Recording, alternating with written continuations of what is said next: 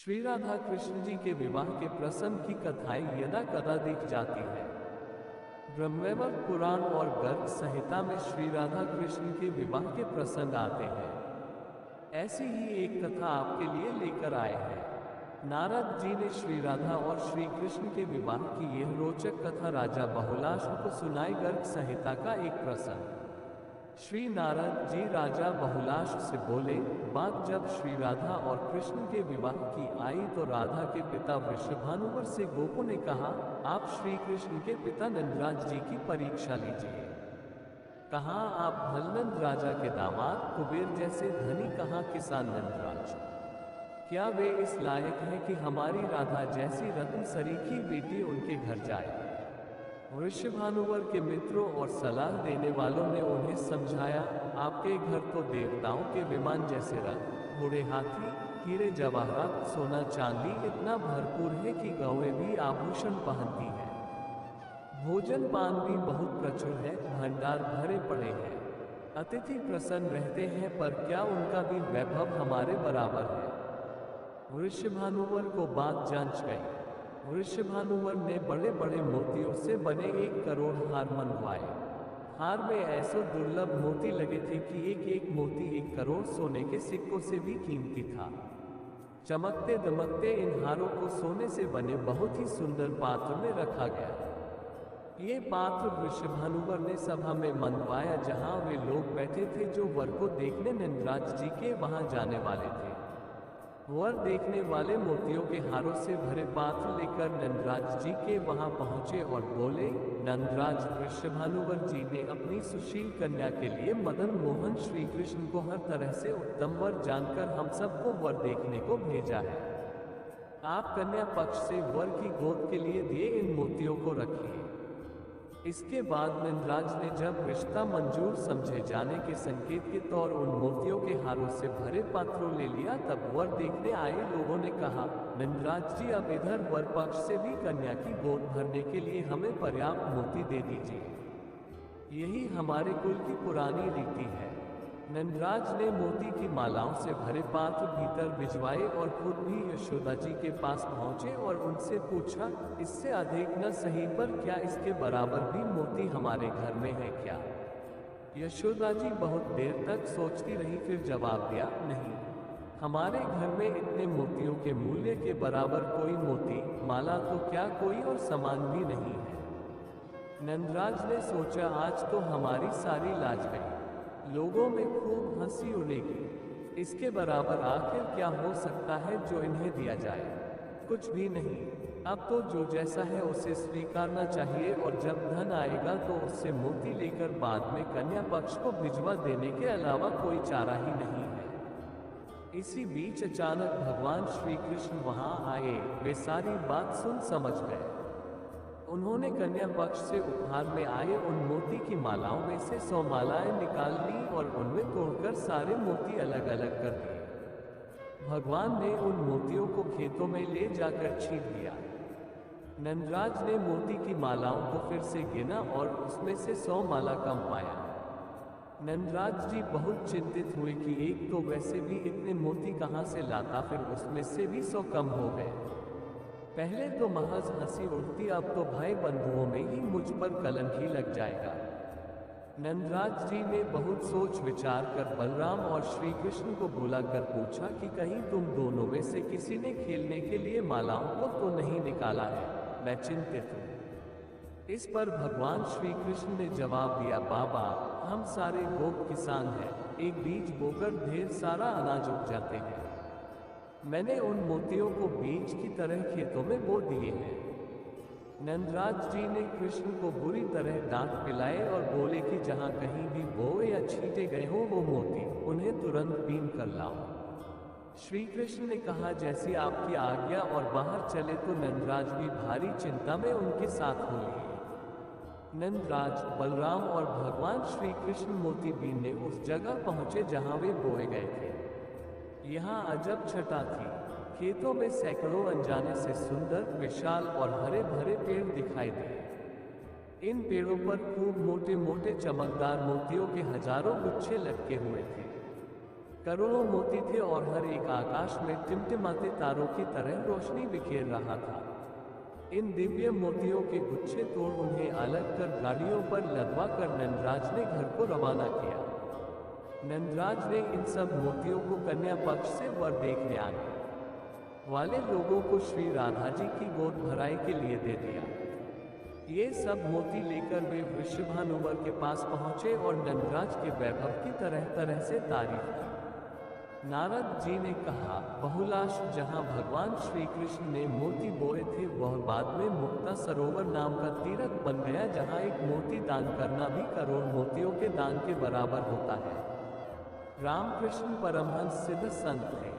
समस्त सिद्धियों को प्राप्त करने के बाद भी वह शिष्यों को तंत्र साधना के स्थान पर ज्ञान साधना के लिए प्रेरित किया करते थे। छोटी छोटी कथाओं और अपने जीवन से जुड़ी घटनाओं के माध्यम से वह अपने शिष्यों को प्रेरित किया करते थे। श्री रामकृष्ण परमहंस की पूरी जीवन प्रेरक और हैरान कर देने वाली घटनाओं से भरा पड़ा है। आज हम आपको एक छोटी सी कथा सुना रहे हैं जिससे आपको सीखने को मिलेगा कि बड़े बड़े प्रवचनों के स्थान छोटी छोटी बातों, छोटे छोटे उदाहरणों से ज्यादा बड़ी बात की जा सकती है, जिसका असर ज्यादा गहरा होता है। एक समय की घटना है। श्री रामकृष्ण परमहंस रोज बहुत लगन से अपना लोटा राख या मिट्टी से मांझकर खूब चमकाते थे। श्री परमहंस का लोटा खूब चमकता था। उनके एक शिष्य को श्री रामकृष्ण के इस कार्य से बड़ा कौतूहल होता। प्रतिदिन इतनी तल्लीनता से गुरु द्वारा लोटे को मांझकर चमकाना देखकर उसे बड़ा विचित्र लगता था। वह सोचा करता कि सारी दुनिया के वैभव से दूर रहने वाले हमारे गुरुदेव की जान इस लोटे में क्यों अटकी है, जिनके दर्शन और आशीर्वाद के लिए लोग घंटों प्रतीक्षा करते रहते हैं। उन्हें अपना एक मिनट का समय भी ऐसे कार्यों को देना फिजूल है। मुझसे या किसी शिष्य से कह सकते हैं, हम उनका लोटा मांझ देंगे और फिर लोटा ही तो है। इसकी चमक के लिए ऐसे ज्ञानी व्यक्ति का एक पल भी देना व्यर्थ है। ये प्रश्न उसे सताता रहता था। आखिर उससे रहा नहीं गया। उसने मन की पीड़ा निकाल देने का निश्चय किया। वह सीधा गुरुदेव श्री रामकृष्ण परमहंस जी के पास पहुंचा और पूछ ही बैठा, गुरु महाराज, आपका लोटा तो वैसे ही खूब चमकता है, इतना चमकता है कि इसमें हम अपनी छवि भी देख लें, फिर भी रोज रोज आप इसे मिट्टी, राख और जून से मांझने में इतनी मेहनत क्यों करते हैं? आपका समय तो अनमोल है। जो अनमोल समय आपके दर्शनार्थियों का जीवन बदलेगा, उसका एक पल भी इस लोटे के पीछे खर्च करने का मुझे औचित्य समझ नहीं आया। शिष्य के इस भोले से प्रश्न को सुनकर गुरु श्री रामकृष्ण परमहंस मुस्कुरा उठे। वह हंसकर बोले, पुत्र, इस लोटे की यह चमक एक दिन की एक मेहनत से नहीं आई है। इसमें आई मैल को हटाने के लिए नित्य प्रति मेहनत करनी ही पड़ती है। ठीक वैसे ही जैसे जीवन में आई बुराइयों, बुरे संस्कारों को दूर करने के लिए हमें रोजाना ही संकल्प करना पड़ता है। तुमने कहा कि मेरे दर्शन या प्रवचन से बहुत से लोगों का जीवन बदल सकता है, परंतु ये तो तभी होगा न जब मैं स्वयं खुद को चमकाकर मांझकर रखूं। संकल्प के साथ स्वयं को अच्छा चरित्रवान इंसान बनाने के लिए हमें रोजाना के अभ्यास से ही अपने दुर्गुणों का मैल दूर करना पड़ता है। लोटा हो या व्यक्ति का जीवन, उसे बुराइयों के मैल से बचाने के लिए हमें रोजाना ही कड़ा परिश्रम करना पड़ेगा। एक दिन की चूक भी स्वीकार नहीं की जा सकती, क्योंकि उसी एक दिन की चूक जीवन भर के तप को निगल जा सकती है। चमक लोटे की हो या इंसान की तभी बची रहेगी जब उसे निर्बाध गति से मांझते रहा जाए। तुम बहुत होनहार व्यक्ति हो। तुम स्वयं को इस लोटे की भांति समझना। मेरी एक बात को गांठ बांध कर रख लो, कभी भी स्वयं को पूर्णतः परिपक्व और हर प्रकार से योग्य मत समझना, बल्कि हमेशा ये भाव रखना कि तुम में सुधार की बहुत संभावना और आवश्यकता है। जब भी तुम्हें लगे कि भटक रहे हो तो लोटे के स्थान पर खुद को रख लेना और तत्काल स्वयं को मांझने लगना। श्री रामकृष्ण परमहंस जी की इस बात के बड़े गूढ़ अर्थ हैं। प्रत्येक व्यक्ति को इसी प्रकार नियम से स्वयं को शुद्ध रखने का प्रयास करते रहना चाहिए। संसार की बुराइयां आपको घेरने का प्रयास करेगी, आपको स्वयं को सुरक्षित रखना होगा। दूसरा ये कि प्रत्येक कार्य, चाहे वह देखने में लोटा मांजने जैसा तुच्छ कार्य ही क्यों न हो, अगर मनोयोग से किया जाए तो उसमें विशिष्ट चमक बनकर आकर्षण पैदा करता है। साधारण काम को भी आप अपने असाधारण एकाग्र मनोयोग से विशिष्ट बना सकते हैं, उसका महत्व बढ़ा सकते हैं। आपके आसपास जो भी सबसे अयोग्य व्यक्ति दिखता हो, उसमें किसी तरह की योग्यता बढ़ाने का प्रयास करके आप अपना परीक्षण भी कर सकते हैं कि आप कितने अच्छे गुरु हैं। एकादशी भगवान नारायण को प्रसन्न करने और उनकी कृपा प्राप्त करने का बड़ा महिमामय व्रत है। प्रत्येक महीने के हर पक्ष यानी शुक्ल पक्ष और कृष्ण पक्ष की एकादशी का विधि विधान से व्रत पूजा करने वाला प्राणी श्रीहरि को प्रिय होता है। सृष्टि की व्यवस्था में नारायण पालनहार है, अर्थात इस सृष्टि का पालन करने वाले। उसी प्रकार हम सभी जीव माता पिता की कृपा से जन्म प्राप्त करने और फिर पालन पोषण कर समर्थवान बना दिए जाने के बाद अपने जीवन संघर्ष में जुट जाते हैं। अब परिवार पालने की जिम्मेदारी आ जाती है। ऐसे में संसार के पालनहार श्रीहरि की शरण लेनी चाहिए। वह हमारा हाथ थामकर हमें कष्टों से निकलने का मार्ग दिखाते हैं। नारद पुराण में आई एकादशी की एक महिमा कथा का आनंद लीजिए। एक बार की बात है, समूचा नरक जैसे सूना हो गया था। यमराज और चित्रगुप्त दोनों को कोई काम नहीं रहा। जो भी मरकर आता सीधा वैकुंठ धाम चला जाता। ऐसे में चित्रगुप्त जी किनके कर्मों का हिसाब रखें और फिर यमराज जी किन्हें और क्या दंड दें। ये हाल लंबे समय तक चला। बहुत इंतजार के बाद चित्रगुप्त जी से यमराज जी ने मंत्रणा की और निश्चय हुआ कि ब्रह्मा जी के पास चलकर समस्या बताई जाए, क्योंकि उनकी बनाई व्यवस्था ही बिगड़ रही है। दोनों ब्रह्मा जी की सभा में पहुंचे।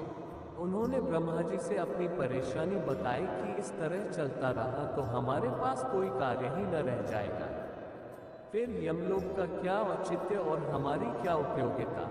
ब्रह्मा जी ने पूछा, ये सब कैसे हो गया, मुझे विस्तार से बताओ तो कुछ निदान निकालो। यमराज ने कहा, पितामह, धरती पर रुक्मांगद का राज है। वे नारायण का अनन्य भक्त है। भगवान विष्णु की पूजा आराधना ही उनका जीवन है। राजा ने समूची प्रजा के लिए एकादशी व्रत का कठोर नियम बना रखा है। सबको एकादशी अनिवार्य कर दी है। एकादशी के पुण्य प्रभाव से सारे लोग जीवन त्याग कर सीधे वैकुंठ धाम चले जा रहे हैं। यमलोक में कोई आ ही नहीं रहा है, हम लोग बेकार बैठे हैं।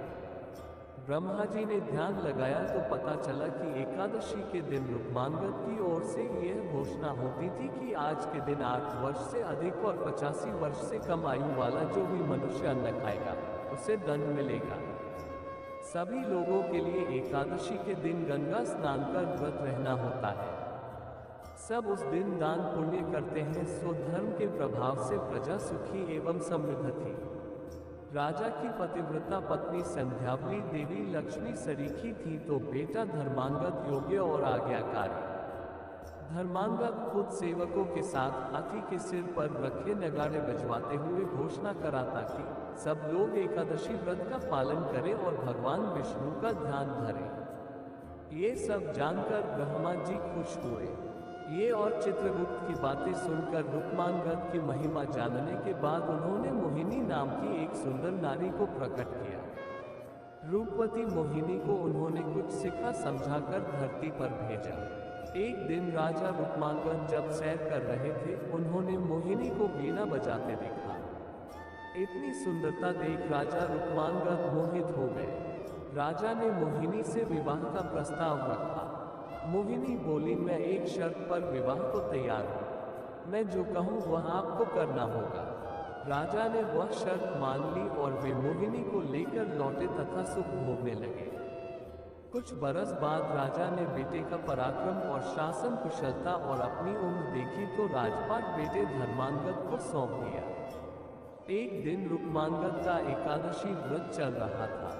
हमेशा की तरह घोषणा हो चुकी थी कि जो भी भगवान विष्णु के एकदशी व्रत करने वाले मेरे इस आदेश का पालन नहीं करेगा, उसे कठोर दंड दिया जाएगा। एकादशी के उसी दिन मोहिनी अपने पति रुक्मांगद से अन्न खाने के लिए जिद करने लगी। उसने कहा कि गृहस्थ राजा को जो खूब मेहनत करता है उसे कभी भी अन्न नहीं छोड़ना चाहिए। राजा ने मोहिनी को बहुत समझाया, बताया कि एकादशी के दिन जो अन्न खाता है वह पापी नरक जाता है, किंतु मोहिनी न मानी और विवाह के समय की शर्त याद दिलाई कि जो मैं कहूंगी उसे मानना ही होगा। मोहिनी किसी तौर न मानी और कहा, मेरी बात न मानी और यदि आप एकादशी के दिन अन्न ग्रहण नहीं करेंगे तो आप झूठे साबित होंगे और आपको पाप लगेगा। मैं आपको त्याग कर चली जाऊंगी। धर्मांगद और रानी संध्यावली ने मोहिनी को न जाने के लिए बहुत समझाया, पर वह जाने के लिए तैयार हो गई। इधर राजा रुक्मांगद मोहिनी भी एकादशी के दिन अन्न न ग्रहण करने के निश्चय पर अटल थे। रानी संध्यावली ने मोहिनी से कहा, सखी, महाराज ने बचपन में भी एकादशी के दिन अन्न ग्रहण नहीं किया है। इसके लिए मजबूर करने के अलावा कोई और वर मांग। पर मोहिनी जिद पर अड़ी रही। रानी ने कहा, जो स्त्री अपनी कसम दिलाकर पति से ऐसे गलत काम कराती है जो उसे नहीं करना चाहिए, वह औरत नरक वास करती है। नरक से निकलने के बाद 12 जन्मों तक सूरी और फिर चांडाली होती है। हे मोहिनी, पति को अपने व्यवहार से दुखी करने वाली 70 युगों तक पूरे नरक में रहने के बाद 7 जन्मों तक छछूंद, फिर कौवा, सियार और बनती है। अंत में गाय होकर शुद्ध होती है। पर इतना सुनकर भी मोहिनी की बुद्धि नहीं बदली। अब उसने एक नई शर्त रखी, राजा रुक्मांगद अपने हाथों से अपने पुत्र धर्मांगद का सिर काटकर भेंट करे या एकादशी के दिन अन्न खाए। राजा रुक्मांगद मोहिनी की नई शर्त सुनकर बेहोश होने लगे, पर आज्ञाकारी धर्मांगद ने अपना सिर और रानी संध्यावली ने पुत्र का बलिदान स्वीकार लिया। राजा ने एक बार फिर बहुत समझाया, पर वह अपने हठ पर अड़ी रही। आखिरकार राजा रुक्मांगद तलवार लेकर धर्मांगद का सिर काटने चले। धर्मांगद ने माता पिता के चरणों में सिर टेककर प्रणाम किया और भगवान विष्णु के ध्यान में मग्न हो अपना सिर झुका लिया। भगवान विष्णु राजा रुक्मांगद, रानी संध्यावली और धर्मांगद का धैर्य देख रहे थे। चमचमाती तलवार धर्मांगद के सिर को छूने वाली ही थी, त्यों ही भगवान श्रीहरि ने प्रकट होकर राजा का हाथ पकड़ लिया। इस अद्भुत नजारे को देवगण भी देख रहे थे। उनके देखते देखते ही रुक्मांगद अपनी रानी संध्यावली एवं पुत्र धर्मांगद के साथ भगवान विष्णु में सशरीर विलीन हो गए। पत्थरदिल मोहिनी भी यह सब देख रही थी, पर राजा के पुरोहित वसु से ये सब देखा नहीं गया। उनके संकल्प लेकर जो मंत्र पढ़ा तो दुष्ट मायावी नारी मोहिनी वही भस्म होकर राख का ढेर बन गई। क्या आपको ये कथा पसंद आई? ऐसी अनगिनत कथाओं का एक संसार है जहां आप धार्मिक आध्यात्मिक कथाएं, जीवन को बदलने वाली प्रेरक कथाएं, रामायण, गीता, ज्योतिष और सभी प्रमुख मंत्रों को पढ़ सकते हैं। उन मंत्रों के क्या लाभ है उसके बारे में जान सकते हैं। किसी और के कहने पर विश्वास करने से अच्छा एक बार स्वयं आजमा कर देख लिया जाए। इस लाइन के नीचे प्रभु शरणम ऐप का लिंक है, उसे क्लिक करके ऐप को देखें, फिर निर्णय करें। ये एक धार्मिक प्रयास है, एक बार तो इसे देखना ही चाहिए।